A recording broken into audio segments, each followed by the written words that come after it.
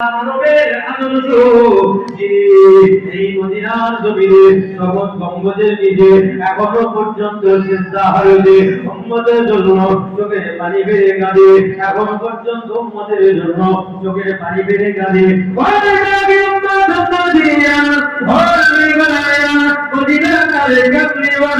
এমন একটা শিক্ষা দিয়ে গিয়েছে আমার উম্মত উম্মতিরারে দুনিয়ার জমিনে তোমরা যদি আমি রাসূলুল্লাহ আমার নীতি আদর্শ আঁকড়ে ধরে রাখতে পারো আমার নীতি আদর্শ যদি তোমরা মজবুত করে ধরে রাখতে পারো আমি রাসূলুল্লাহ তোমাদেরকে বলে দিয়ে গেলাম পৃথিবীর জমিনে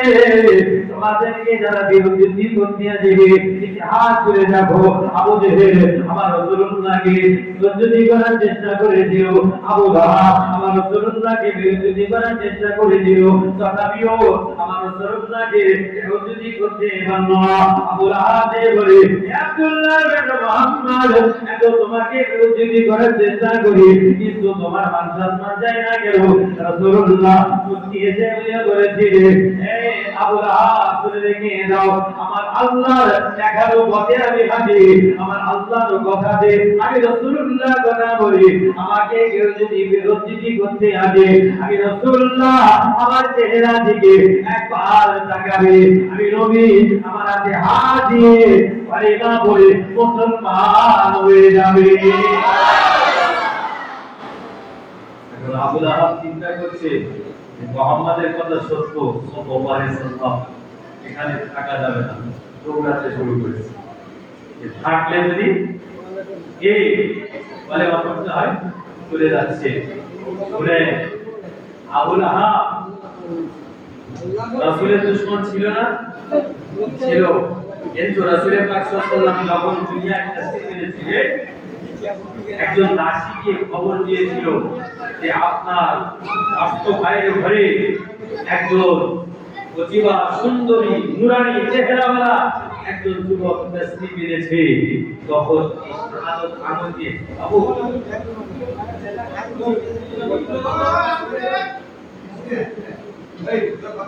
ভাই এই শাহাদাত আঙ্গুল দিয়ে ইশারা করে দিয়েছিল এই দিনটা ছিল কি বলেন তো কিবার সোমবার এই দিনটা ছিল কি সোমবার প্রতি সোমবারে শাহাদাত আঙ্গুলের গোড়া দিয়ে এক ফোঁটা পানি বার হয় রাসূল পাক সাল্লাল্লাহু আলাইহি ওয়াসাল্লাম জিজ্ঞাসা করছে আবু লাহাবকে তুমি কবরের ভিতরে তোমার পরিস্থিতি কি মানে সারা সপ্তাহ আমার পরিস্থিতি গোলার চলে কিন্তু সোমবার দিন যখন আসে আমার এই আঙ্গুলের গোড়া দিয়ে আগাতে একটু পানি বার হয় আমি ওই পানিটা বুকে তুষার কাটিয়ে আমার কবরের আযাবকে আল্লাহ মাফ করে দেয় একটু জোরে হবে না এই কাফের কলেমা পড়িনি তারপরে আমার আল্লাহ এত বড় একটা নিয়ামত দিয়েছে আরে আমরা উম্মতে মুহাম্মাদি আমার রাসূলের নীতি আদর্শ যদি মেনে চলি কি গো আল্লাহ নিয়ামত দিবে না তাই বলে দিবে না জি আবু লাহাব দৌড়ে চলে যাচ্ছে রাসূল পাক সাল্লাল্লাহু আলাইহি ওয়াসাল্লাম বলছে ও আবু লাহাব আচ্ছা আরে যাও বলছে মুহাম্মদ তোমার পাশে থাকবে যদি তোমার হাতে হাত দিয়ে কলেমা পড়তে হয় আর যদি কলেমা পড়ে ফেলি তাহলে এই মক্কার গদি থেকে চেয়ার থেকে আমাকে নামিয়ে দেবে কলেমা পড়া যাবে না রাসূল পাক সাল্লাল্লাহু আলাইহি ওয়াসাল্লাম বলেছিলেন দাদা শোনো আমি আব্দুল্লাহর বেটা মুহাম্মদ কথা দিয়ে গেলাম তুমি যদি আমার হাতে হাত দিয়ে কলেমা আমি রাসূলুল্লাহ তোমার জন্য আল্লাহ পাকের দরবারে নাজাতের দোয়া চাই বলি সুবহানাল্লাহ কলেমা পড়ি না কাজে বলে পাঁচ ওয়াক্ত নামাজে পড়ি এই পাকের ভিতরে এসে যে ওয়ালা নবী সাল্লাল্লাহু তাআলা আলাইহি ওয়াসাল্লাম মান ক্বালা লা ইলাহা ইল্লাল্লাহ ফাদাখালাল জান্নাহ রাসূলুল্লাহ বলতে কেউ যদি হাদিস বন্ধ করে নেই কলেমাটা পড়ে আমার আল্লাহ তার নামটা জান্নাতের দরওয়াজায় বড় করে লিখে দিবে বলে সুবহানাল্লাহ এই নীতি আদর্শ কার রাসূলুল্লাহ ঠিক আমার নবীর নীতি আদর্শ দেখে কাফেররা হিন্দু কলেমা পড়েনি রাসূল পাক সাল্লাল্লাহু আলাইহি ওয়াসাল্লাম রাস্তা দিয়ে হেঁটে যাচ্ছে একজন বৃদ্ধা মহিলা রাস্তার ধারে বসে বসে কাঁদছে। রাসূল পাক সাল্লাল্লাহু আলাইহি ওয়াসাল্লাম জিজ্ঞাসা করছে, মা কাঁদছো কেন?